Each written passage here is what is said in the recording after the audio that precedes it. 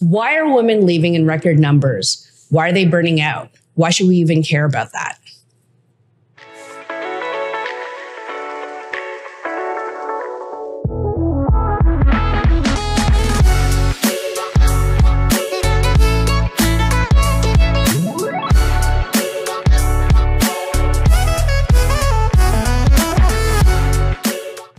Yeah, well, it is something that we're seeing in all industries, whether it's politics or corporations, or even our TV and media people. I think women are burning out in record numbers. And the reason we should care is because we keep trying to solve it from the level of thinking that it's how we should lead better. Or maybe that's the pandemic, or maybe it's all these like small pressure points that we think that we can solve, but what we're not talking about is really how women have been taught to think and socialized to think and act and behave, and how it's just getting to a boiling point when they reach really high levels of decision making. And it tips them over into absolute burnout. Yeah. And I think the really important part of that is as we see women leaving executive roles, as we see them leaving anywhere that decisions are being made, we lose out on the perspective they bring. And if they're bringing a perspective that includes all those pressures of how real people are living, we lose decisions that are made for families. We lose decisions that are made for women. We lose decisions that include their point of view and understanding and everything that they bring. I mean, we don't need another study, more research to tell us that decisions are made better and businesses are more effective and efficient, and in turn higher profits when you have a more diverse set of people on your decision-making tables, right? Yeah.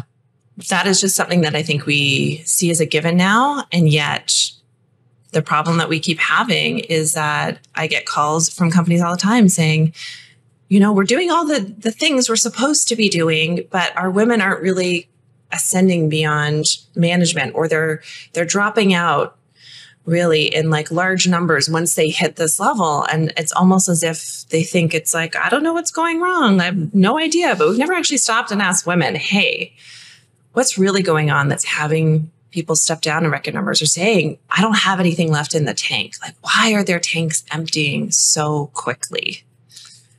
Really good stuff, Emily. Yeah. So I really appreciate that. I want to take a moment, Emily, now that you've given us a great sort of like lead up to what we're going to talk about. Would you do me the honors of just like talking a little bit about yourself and the work that you're doing of Emily Feairs Coaching? Yeah. And thank you for having me here. I think this is such an important conversation, and I love having it with another woman who is in decision-making roles and who has, you know, been in politics and been in those places as well. So my name is Emily Feairs, and yeah, I started coaching I started coaching back in 2008, but that's back like, you know, when Justin Bieber was just doing his first YouTube videos and we didn't have iPhones. And I kind of didn't really know what to do with this whole thing of coaching. And I ended up in politics just a few years later. And it was while I was in politics that I really started to notice some trends of when we're at boardroom tables and there was very few women around them, the conversations as everyone trickled out of the boardrooms would often be, you know, I had this great idea. And I would always say, why didn't we share it in there? And I started to notice the answers that women gave as to why they weren't speaking up, why they weren't sharing, why they weren't putting forward their ideas, had some really deep running themes. And as one of the women in chief staff, I started bringing together a lot of the other women who had questions. How do we do this? And we had this sort of like informal network of calling each other and helping and supporting. And I really realized that we actually needed to formalize this because there was a huge part of the conversation that was like, I shouldn't need help, but I'm calling because I do. Yeah. But men were having those same conversations just at the bar at 5 p.m. or while they're out in the golf course. And like they were working those same things out. And there wasn't any sense of shame about it. But women were really holding themselves to this level of like, I'm supposed to know how to do everything. And I'm supposed to have an answer for everything. And that was the idea of leadership. And I can totally relate to that. I mean, just because we have had similar experiences being at very high levels in government, working for cabinet ministers, and, being at the decision-making table. I remember for myself as a gay woman of color walking into the Attorney General's boardroom, surrounded by all these people going, oh, you're here to listen to me? Right. And that pressure of I need to know everything. So that point about perfection, or you need to know what you need to know, or you need to know everything, even though you didn't know about it.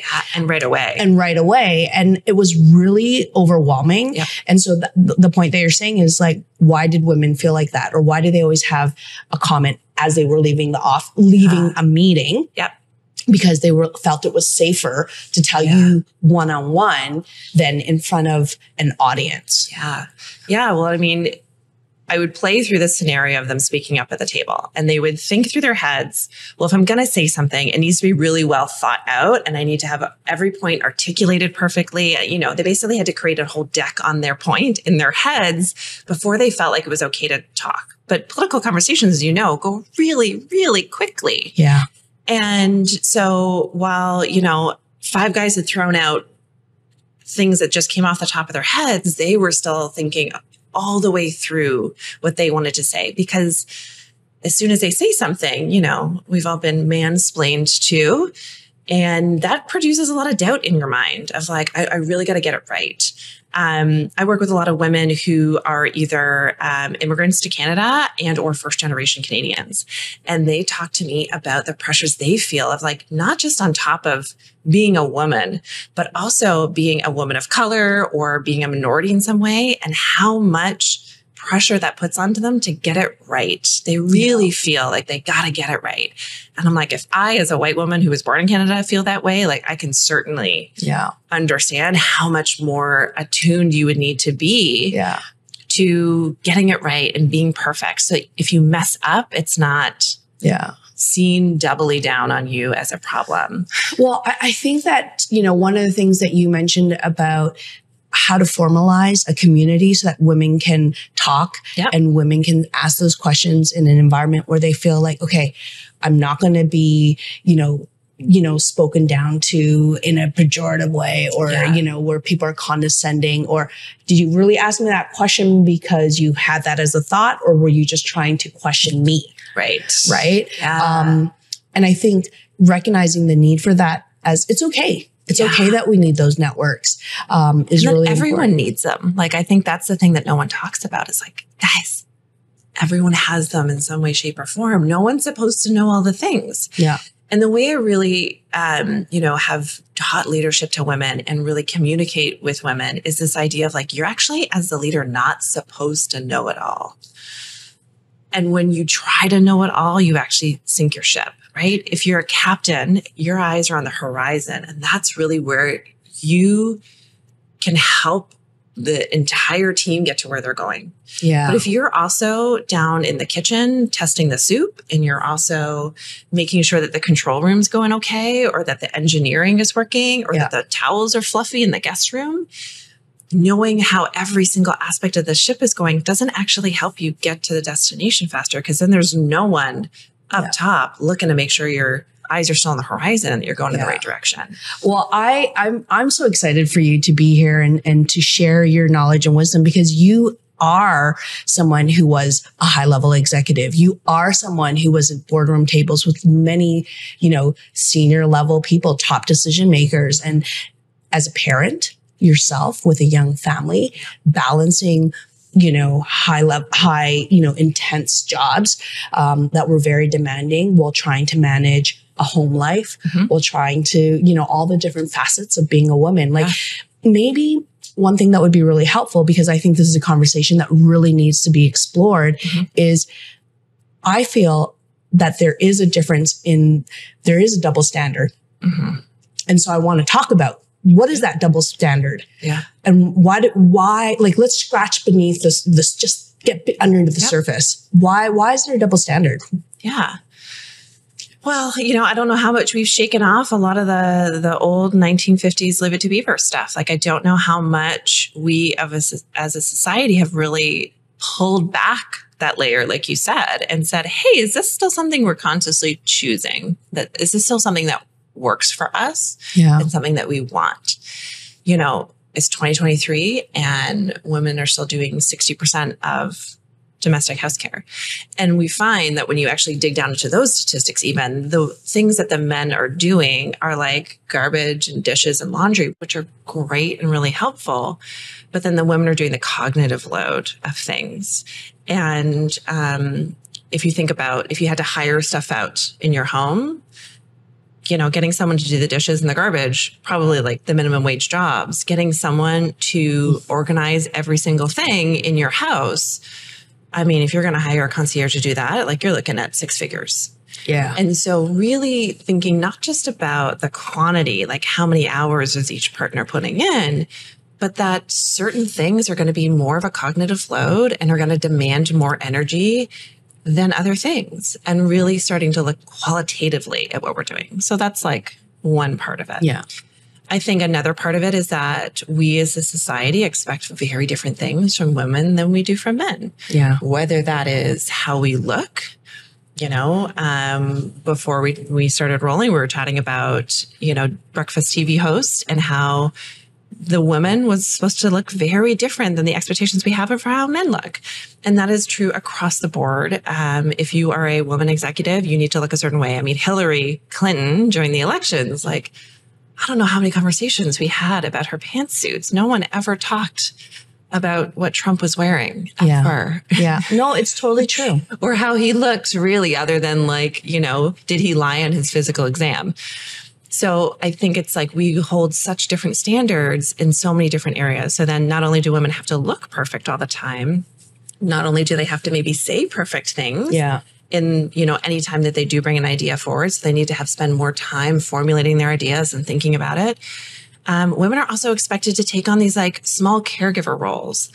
And so again, as companies call me and ask for my support in really helping their women grow into the leadership roles, the thing I'm finding is that women are raising their hands to run the employee research group or the diversity and equality groups. Because the management is saying, well, we don't have time for that, right? We want that to be a collective thing from the bottom, and you come and report to us. And women put up their hands because they think it's important, but they're also taking on more of these things because we've been, you know, cultured to do that. Right, right. We've been cultured to be helpers and caregivers. And we've also really been socialized in a way that has us look outside of ourselves and say, well, what do they need? Before we tune in and say, what do I need or want? Yeah, I think that's a good point. And so all of these factors, plus many more I haven't even got into, but like even if you just thought about those factors, all of those are extra. I almost think of them as like plates that women are spinning all the time. Yeah. And so if we're constantly trying to spin them and thinking that they need to not just be good, but be like perfect. Yeah. Well, like, you just, as you ascend the decision-making levels, right? Or ascend corporate ranks or ascend whatever, you get more and more plates. And there becomes a point at which you cannot keep spinning all those plates. And I've had those moments. Like I remember being pregnant, having a young kid at home. My policy advisor on housing was on his paternity leave. And I had just come back from my maternity leave. And housing was like the big crisis issue of the day. And I remember like lying on the floor in my living room with my kid crawling on me, crying, being like, what am I going to do? How am I going to, like, I really felt like the pressure was all on me to do it. And it took a lot of those conversations with amazing other women who were chiefs of staff to help me get out of that. Even though I had all the tools that I have and, you know, knew what I knew in terms of leadership, I still needed other support because the pressure of those situations really has us think and believe that it is true, that it is all on us when it rarely actually is. Well, yeah. And I mean, I think, you know, even when the conversation that we had just before we were rolling was about how women, all the facets of a woman, like, being a professional, being at top of your game, being a mother, being top of, you know, packing the lunches. And I mean, what was it? Was it Eva Mendes or something who did a post about, oh, I packed these secret notes into my kids when I'm making their lunch, super add healthy. another plate and then to the spinning. Like I'm being the parent. And then someone made a comment, you're not a working parent. Yeah. And I thought that was interesting because it was more like who has the time or the privilege to work on some of these things. Yeah. Right.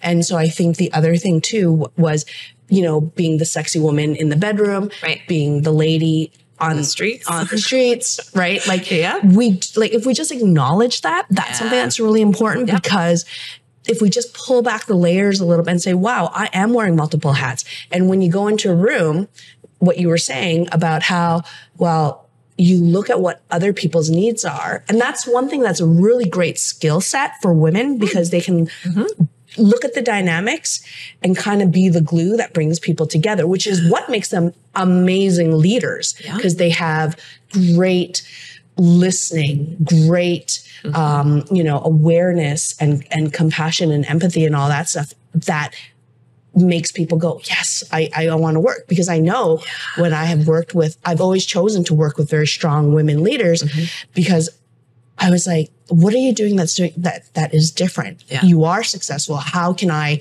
learn from you? And that was one of those greatest skills of the listening and reflecting and bringing it back. However, we also live in a society where, we were talking about women leaders who are now stepping down. Yeah.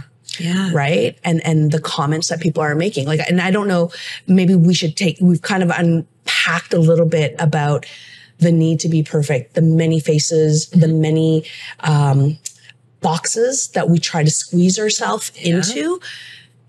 But how do we address this? What's that underlying issue? Because we are seeing women who are ascending to levels of government that are higher, like our first premier, around the world, we have female prime ministers, all of these things.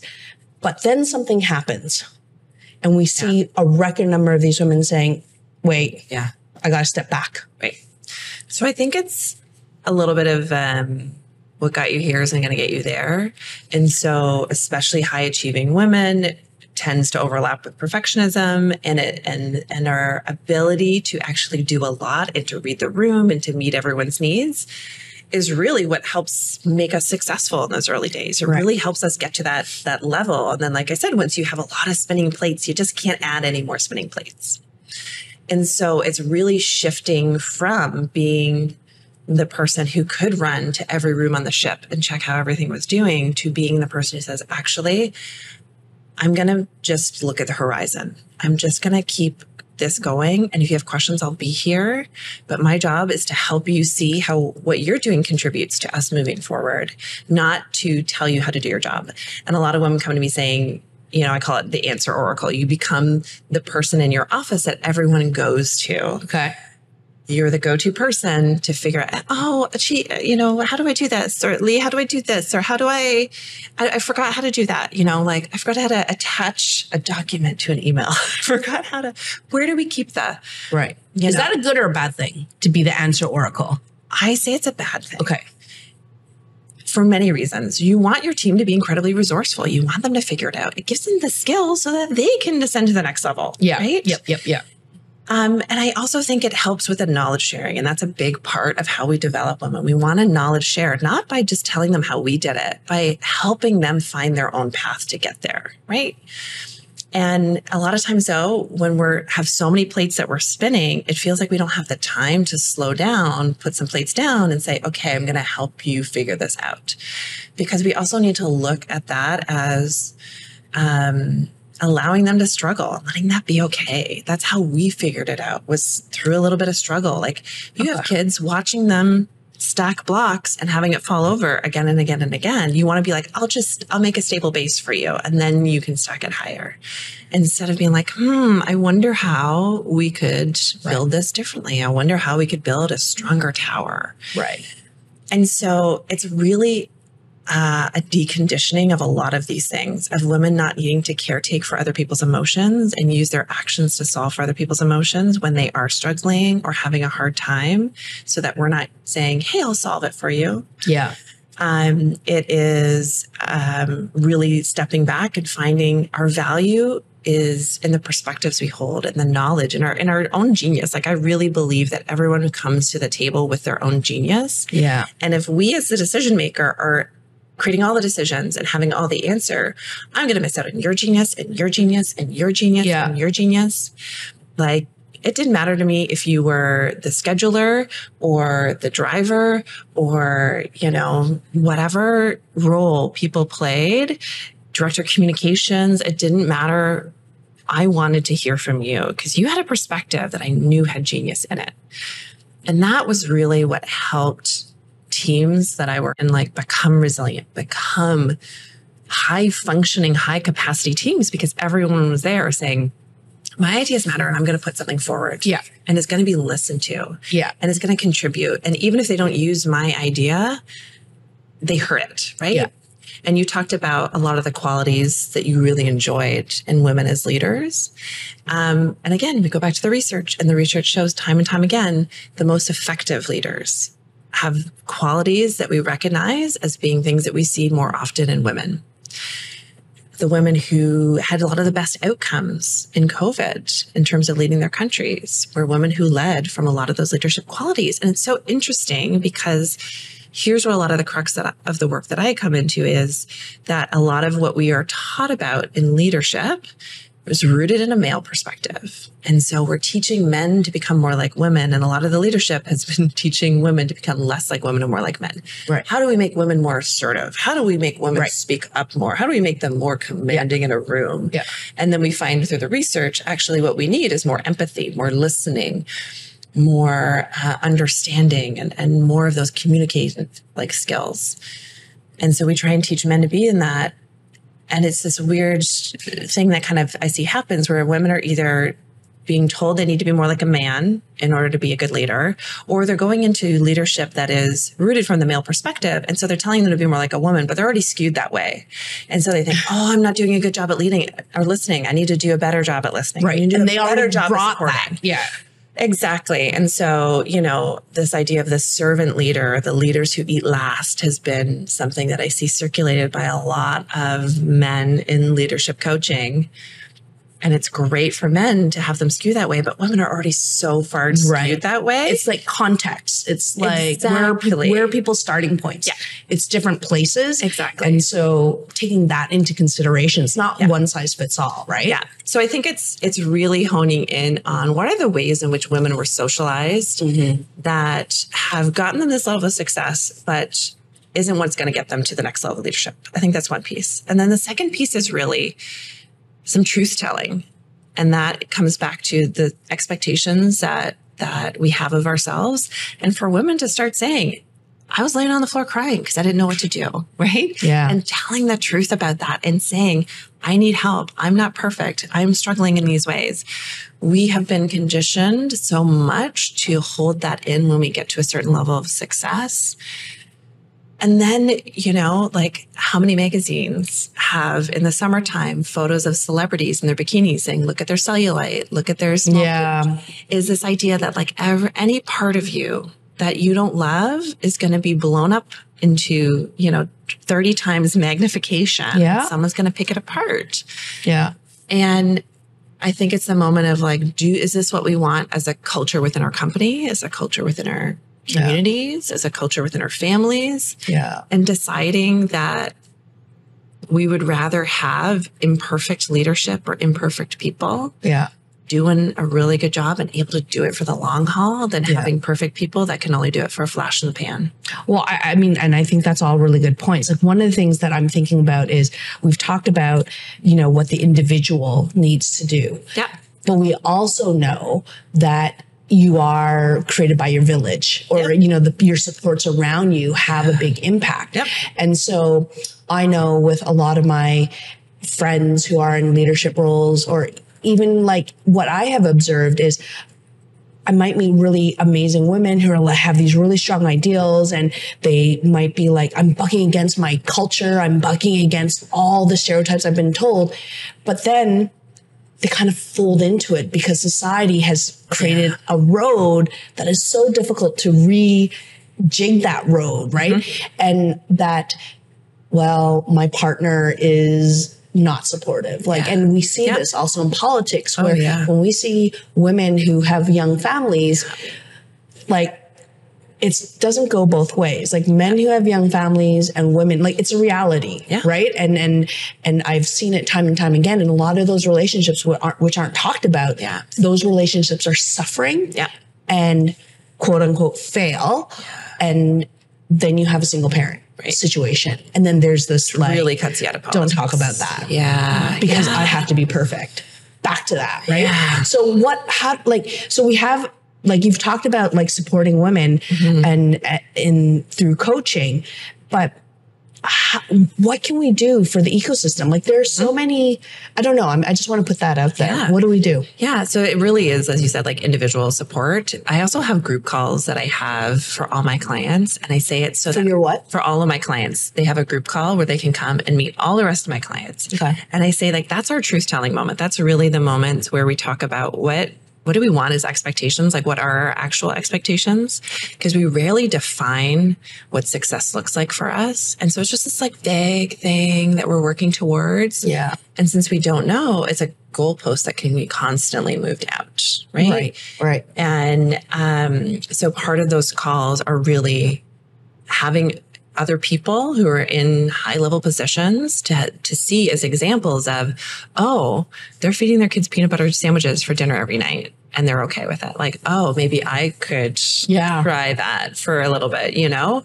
Like they don't have to go work all day, you know, manage a whole team and then come home and put the pot roast on and put a Sunday dinner on. Exactly. Right. And so I think eroding some of the those standards of spinning plates we talked about, like eroding the belief that we actually need to have all of those plates going at any one time is a start that you can do with your friend group. You can do it within your family. You can do it within your communities.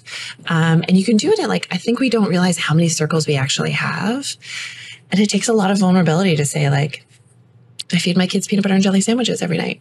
Right. And that's just where I'm at right now.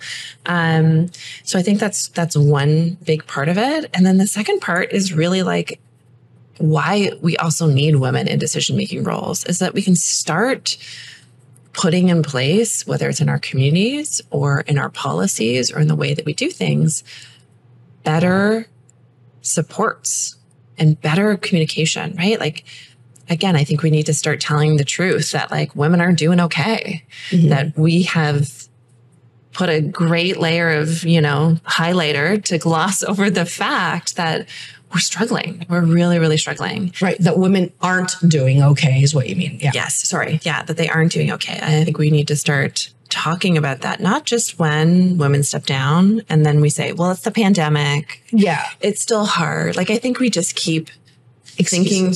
Exactly. They're excuses. And they're these like, you know, small things, not even, I don't want to say them, they're small, but they're like isolated, I think is what I mean. Isolated things of like, oh, well, it's childcare. So we need to get more childcare. Or it's this one thing over here, or it's meals, or it's society's expectations around working out for women or whatever. And instead start to be like, actually, it is just how we talk to women and engage with women. Full stop. Just if the news every day wasn't about women are stepping down and they're going to spend more time with their family, and isn't that great because that's really where they should be. Right. You know, reinforcing a stereotype, which perpetuates itself. But instead, if the, you know, woman who's running a company showed up in a messy mom bun and said like, I haven't showered in 3 days because that's, you know, what I have to do to get this stuff done. Or like, is like, you know what, I did shower today, but it meant that my kids haven't had a bath for 3 days. Like, and making all of that okay. We are human. And we're expecting ourselves to be completely at a level above. And we're not giving ourselves the compassion of the fact that we are in fact human and have human needs. One of the first things I work on with a lot of the women I work with is going pee again on a regular schedule. how much they have denied their body's own needs for something as regular as going pee. Yeah. Oh my goodness. That's Because it's just like, I have to rush between this meeting and that meeting. And, I think working from home has helped alleviate a lot of that sort of by function of not having to run to a boardroom and find a bathroom for women on the way back. But really, it's like these basic needs that we were eroding of our own selves, what matters to us, because we're looking around and saying, what does everyone else need? And I'll meet that first. Right. So what's your tip there? That we need to start by looking at what our needs are and not trying to be like, water and kind of taking the form of the vessel that we're poured into, but that we're like trying to define, this is what I need. Yeah. And in order for us, what would be a tip? Yeah. So I think women have often looked at going to yoga. It's just like a really common example, right? Oh, if I go to yoga, I gotta get the yoga pants. Oh, they have cat hair all over them. Like, oh crap. You start going through all these things mentally and and then I'm going to have to get a husband to look at the kids and I'm going to have to get the food ready first. And then you go through and it starts being this, it's going to be more mess than it's worth or more problem than it's worth. Or even if all of that's taken care of, then it becomes, well, is it really going to be worth it? I have trouble calming my mind down and I have trouble doing this. And so we start viewing the actual things that we would want through this, is it worth it really lens? Instead of saying, it's not about the activity at all. It is about what doing the activity and declaring that you're going to do something for yourself says to you about you. And when you start to say, I don't care if I just lay in Shavasana for the entire yoga class. The point is that I am declaring that I am worth leaving the house for an hour for, and everyone else needs to figure themselves out. I can totally relate to that. I mean, for so long, I was always taking care of everyone and all this stuff. And I'm like, oh, I shouldn't time block. And I finally was like, I need to get back to swimming. And I actually signed up for a 1 hour swimming class. Amazing. And it was the best thing ever, right? Yeah. It's on a Sunday morning. Yeah. And I realized oh, this is something that's for me. And after I did it, I felt awesome. Yes. But for everything that you just said right now, that's exactly what went through my head. Yeah. Is it worth it? Oh, but then, then the kids are going to be this and then I have to do this. And we start... Yeah. I don't know if it's qualifying or questioning, and we just kind of, it's easier to not shake the boat. Exactly. And it's denial of yourself. How many other women are facing that who are mid-level, senior level parts of their career where they're just I've stretched myself and I've tried to mold myself into different shapes that I just can't do anymore. I have nothing left. Yes. And we've heard this refrain on not pouring in. Yeah. Just pouring out, Yeah. And exactly. Because they're not really filling themselves up. Yeah. A big goal for a lot of the women when we first start working together, we talk about goals. They're I just want to read a book for a little bit. Something as basic as that feels unattainable for them. And that I think is just so telling of, men are going to find 2 or 3 hours to watch sports, and that's not a problem, but we can't find, 20 minutes or half an hour to read a book. That's in a nonfiction book, a fiction book, not a nonfiction. You're improving yourself or learning and getting better. It's really just, I have time to exhale. And I don't think that's what we're giving ourselves. And I think when we reframe it as to what skills will you learn? What things will you need to figure out in order to start stepping back and handing back some of those plates to other people that were never your plates in the first place. Right. So for you, even just going swimming, it's the things you had to learn how to figure out and navigate in terms of conversations with your partner or your kids. Yeah. In terms of getting yourself ready and giving yourself the time to get your swimsuit or get all the stuff that you need.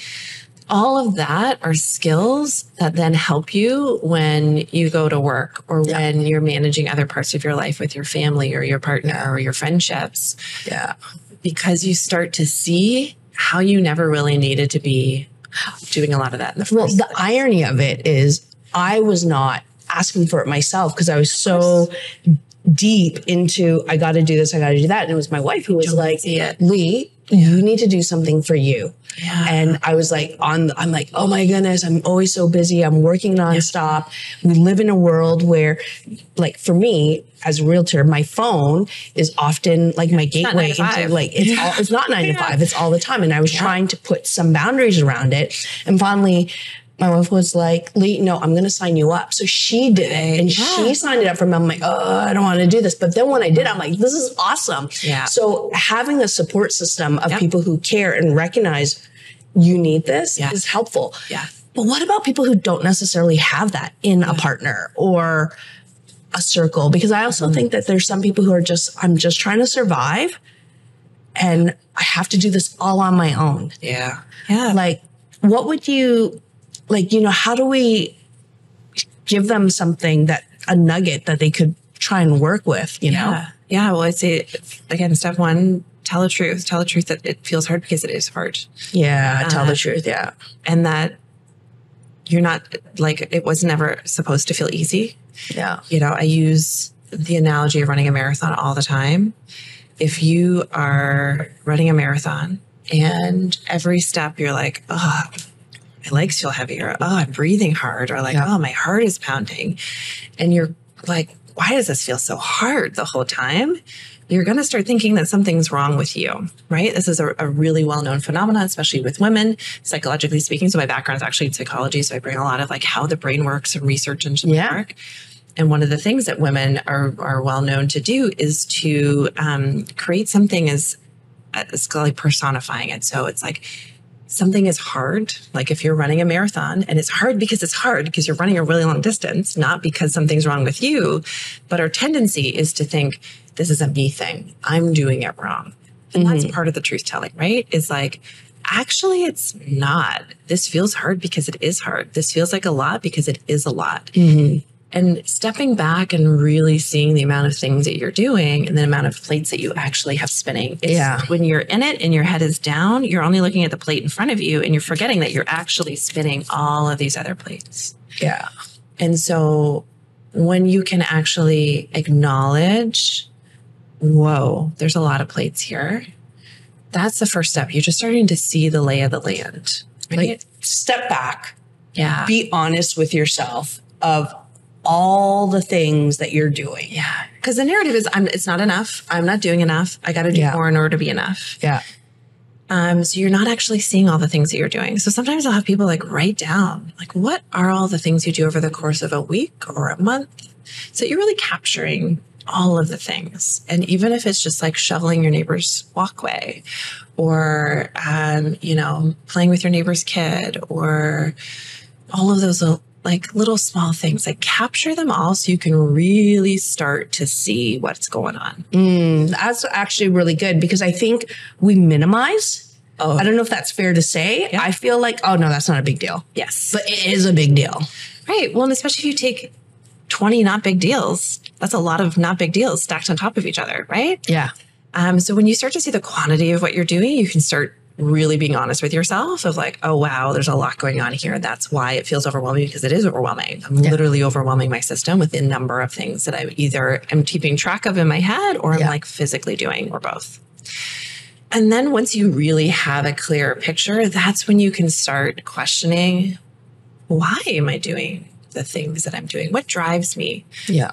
We tend to focus on the behavior, which is so surface level, and think that that is, again, we either personify, oh, I am a perfectionist, or I am a procrastinator, I am, you know, a disorganized hot mess. Like, right? We see the issue of messiness as like, it's who I am and I can't get myself together enough to really have a clean house.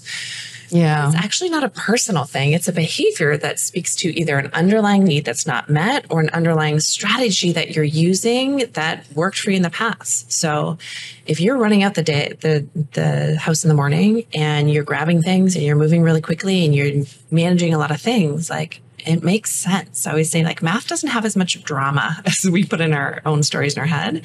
And so like, look at the math equation. If that's what you're putting in, it makes sense that you're getting out a messy house, and that's okay. Like that makes sense. And is that a plate that you want to keep spinning, of having this expectation of a clean home? Because even if you're not spinning it, and meaning by spinning it, even if you're not keeping the plate up there and actually having a clean home, you're still putting the effort of like, I should be. Things like, I mean, that image of a plate spinning on a stick where you're just rapidly running through to like, okay, keep this up. Got to do this. It's so exhausting. Yes. And I think that's really the crux of the burnout is women are handed more plates by society to keep spinning. And then we believe them when they say this is yours to spin. And so when we look at how many we actually have and we stop believing that they're all ours, just full stop, like, might it be true that not every one of these plates needs to be spun by me in this moment in time in my life? Yeah. And then that's when you can start to say like, oh, if I got to choose which plates do I want to go in first? Like a lot of the work I do with women too is like your values. Like, who do you want to be? How do you want to show up in the world? What's the thing that you actually want to put your time and energy into being? And they'll talk about family and health and connection. And I say, and then we'll go through the top 10 and it'll be like orderly house is, maybe down at the bottom. Yeah, right? for sure. And so it's like, okay, so in these moments where the laundry's laying all over the floor and your friend who you have an amazing connection that just fills you up called, you say no to the laundry and yes to the connection. Right. It's like, who fills your bucket or what fills your bucket? Right. And it's usually things that you value most. Right. Yeah. And so redeciding those things of like, oh, I can leave the laundry on the floor.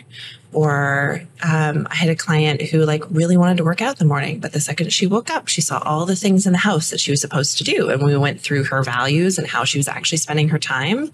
She was spending the time in the bottom half of her values because she thought if she achieved those things, then she'd have access to the top half of her values of like family and health and wellness. Right. And it's actually not usually the work, the leadership, the like organization, all of that actually gives you those good feelings. We think they are because that's the bill of goods that we've been sold. Yeah, for sure. You have a nice house. Oh, then won't it feel nice? Once your kids are happy, oh, won't then it feel nice? Once you have everything settled, then you can focus on your relationship. No. Yeah. It's so validating for me right now. I'm just like, those are the things that like are in the back of my mind because, having a young family and you know what it's like. The minute you put the toys away, the kid comes and dumps everything out. And I just feel like it stresses me out. Like, it's like all you're doing is just constantly following and picking up. And I was always constantly fighting that and feeling like, oh my goodness. Yes. And finally I just, like my wife was like, Lee, we've been sold a bill of goods. Yeah. We are trying to adapt ourselves to something that is from like the 50s, and you can't be a good professional. You can't be a good parent. You can't be, all at the same time. You have 24 hours in a day. You've got to work all this time. Your hours are stretched out. You've got to make food. You've got to play with the kids. You've got to spend time with the family. How can you do all of that within 24 hours and then sleep? Right. And I was like, you're right. Yeah. You're right. Like it's shifting the dynamic up and changing things and we'll go from there. Yeah. We keep getting told, well, we all have the same amount of 24 hours in a day as like, Beyonce does, but like we don't. Yeah. We don't. Yeah. It's just fundamentally we don't, because if you don't have the same level of help doing the things that get done in 24 hours a day, you don't have the same number of hours in a day. If you need to take transit to get to your job instead of being able to drive or walk, you don't have the same number of hours in a day. We really have to start telling the truth about all of those things. And I feel like that's part of what's happening that we see in the workforce right now, when people are pushing back against the idea of going back into the office and against the like rigid 9 to 5 standards we really had before. People are pushing back. I don't know if we've really clearly articulated yet that it is a lot of like, because it was unmanageable, but we didn't know that an alternative existed because we were told that it didn't. Yeah. I remember working in economic development. And at the time, we also had the Accessibility for Ontarians with Disabilities Act. And our minister at the time was talking to businesses about, let's make your business more accessible. And I just mean like, help them have remote work, set people up so they can work from home where they have it. You don't have to build wheelchair ramps and do all the things in every single business, but how can you hire people with disabilities and include them? And they just kept being like, it can't be done. Can't be done. Remote work can't be done. And like, that was, you know, a bit of a laugh, come the first few months of COVID. Yeah. And so I think it was like we were told the same thing as families. That can't be done. You just have to get, you know, longer hours. You just get a nanny. If you can't fit within the daycare hours, you got to get a nanny. And if you can't get a nanny, you're not making enough money. And if you're not making enough money, you got to do a better job at work. Like the cycle, you're on the hamster wheel. Yep. And it's a perfect trap that we set up for women, working parents. For so many people, it was just this perfect trap of like, you run into a wall and you go in this way and you run into that wall and you go this way and you run into that wall. And we couldn't escape it until we could start telling the truth that it wasn't really working for anyone except for some rich white men, really. Yeah. No, I mean, like, this is just so helpful because I think as other people watch this and go, there are pieces I can relate to, or there's things, you know, it's just validating. Yeah. Because I think a lot of people are at home, maybe washing the dishes and saying, okay, I better do something productive and listen to a podcast. Right. Because washing and do something, the dishes. Right? And that's another big piece too. I'm so glad you brought that up, is because a lot of the domestic tasks that we have at home are things that we consider to not be productive, right? Like, these are just things that we have to get done. And they're devalued in the ranking. It's like work is the important thing. When you go out and make the bacon, and that's the important thing. And then the unimportant things, or the less productive things, are caring for others, are caring for your house, are doing a lot of those caregiving roles. And as a result, we as women are subtly, constantly taking in this message of the things that we do a lot of aren't really valuable. And as a result, we really don't think of our time as being that valuable. And we give it out in large quantities as a result. Because in order to have value, you know, if everything that we do is worth a penny, you got to do a lot in order to get to $1. Whereas men are told, like, you sit and you think, and that's worth a loonie. And that doesn't take a lot of time necessarily. But they can do it, and, you know, that's why they can leave the office by 5, is because, like, well, I feel like I've done enough for today, because I've been told that my contribution is my brain and the things that I bring to the table as a result of that. Yeah. Women are told the contribution you bring is in all you're doing, in the quantity of things that you do, because it's not quality things. Yeah. That's the noise, right? That is infiltrating every thought that people have. Yeah. And so I think that's why so many women try and ascend higher levels through quantity. They solve for all those problems through, like, I'll just do more work. I'll just work longer hours. And it really is a bit of a mind twist. Like, when I coach women and I'm like, I want you to solve this problem, but you can't do it by doing more hours. And they're like, no. I have to do more actions and less hours or something. It's like, no, not even quantity. Quantity cannot be the way you solve for this. And this is really how we, like, reduce their hours working a week, because they haven't ever thought through the paradigm of, how do I create value or get a problem solved or do work in a way that I'm not using my hours or the quantity of things that I do to solve for that problem. And to think instead of, like, how could I do it more high quality without using hours? And that's really getting to the crux of it, right? Like, don't take on more.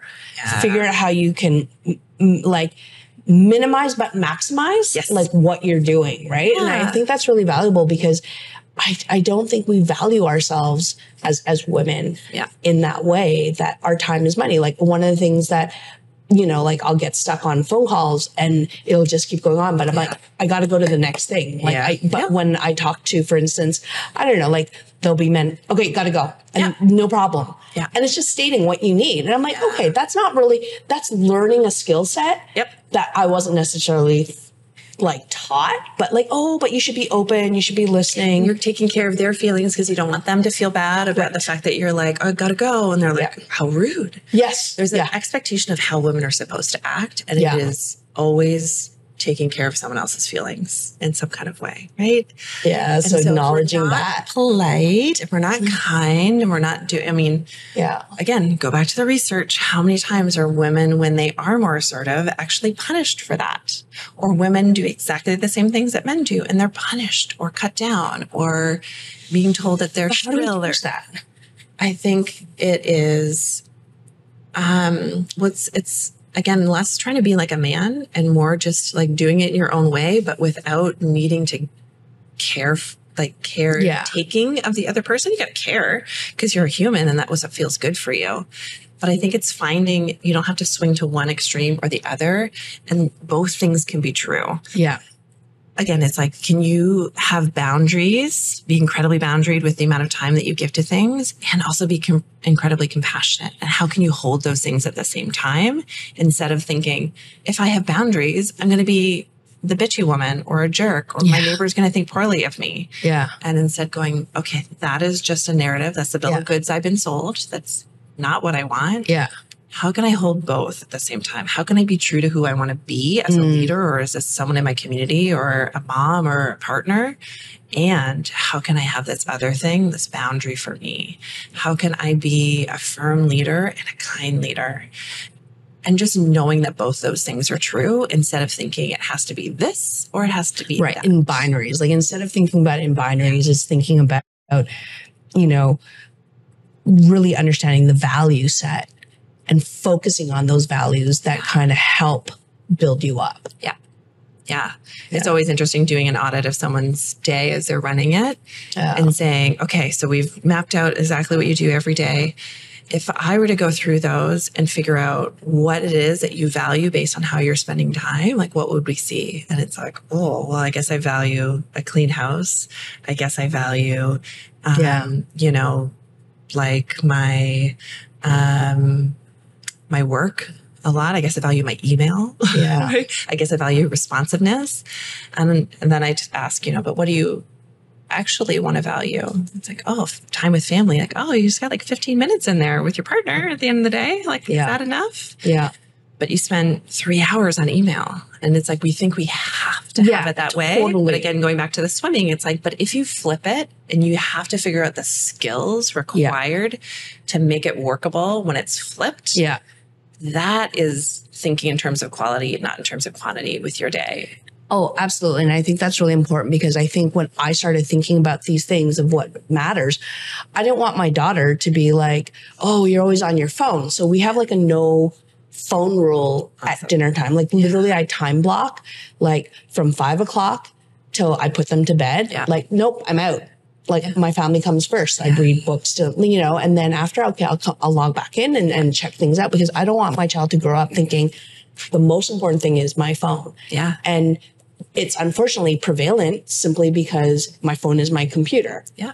In so many ways. Yeah. And we have to moments. model that. Yeah, I've had those moments where I remember when my eldest was just a toddler and he wanted me to go see a fort that he had built. And I remember him saying, "It's okay, Mama, you can bring your phone." And I was like, right in the heart. Right. Like, oh, yeah, you know, like, all right, I'm going to put the BlackBerry down. I'm going to step away, and really having to be like, no, actually, you matter more. Yeah.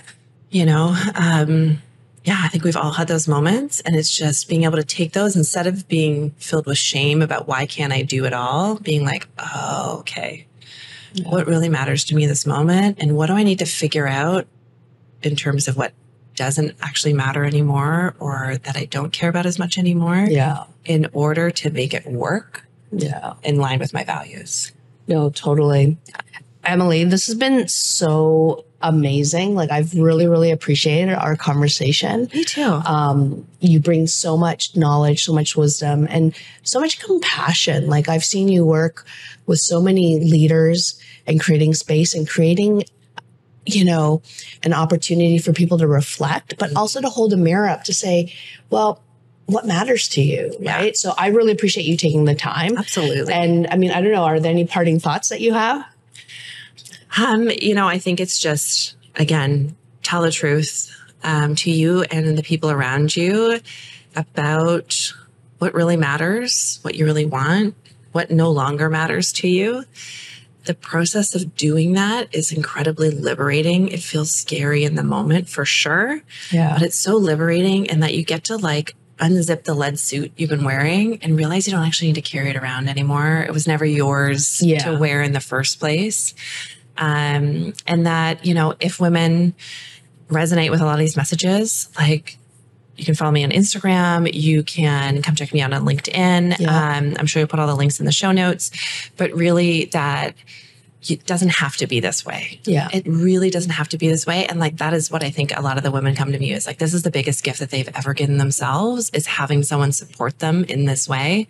Cause I don't know when the last time you had support was, but like, can we think of the last time we had someone fully support us with what we want to achieve for, you know, an extended period of time? Like, that is something that a lot of women never give to themselves. But once they have it, it's like, oh, like sinking into a deep couch. Totally. So yeah, I would just say, if something resonates with you, follow that thread. Allow it to be okay that you're getting that support that you need, whether it's in a friend, whether it's with a coach, whether it's with me, or whether it's just with your family. It matters. And it matters because you matter. Well, I think you shared with me your favorite quote, right? There's no effort without error and shortcoming. At the worst, if she fails, at least fails while daring greatly. My place shall never be with those cold and timid souls who neither know victory or defeat. Theodore Roosevelt from Man in the Arena speech. I think I talk about failure so much because I just want to normalize it, that it is not something to be, that everyone fails all the time. There is no greatness without that failure, without that shortcoming. But we have been told that it's supposed to be a clean route from here to perfection. It's just a lie. It's just made up. There's not actually perfection, doesn't actually exist. Like, you can't find a perfect flower. You can't find a perfect blade of grass. You can't find perfection in the world because it doesn't exist. Exactly. Smash perfection and stop working towards it as the ideal, because I mean, even the definition of ideal is like the cream of the crop. So the more I can talk about failure to people, the more I can normalize that failure is a part of the process, not a thing that you should avoid.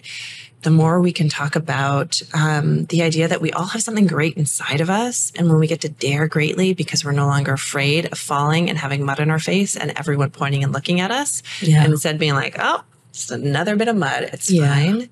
I think that's when we actually unlock so much potential and amazingness and greatness that people already have. That's awesome. I love it. Dare greatly, be Teflon. Yes, exactly. Thank you, Emily. Really appreciate it. Absolutely. Yeah.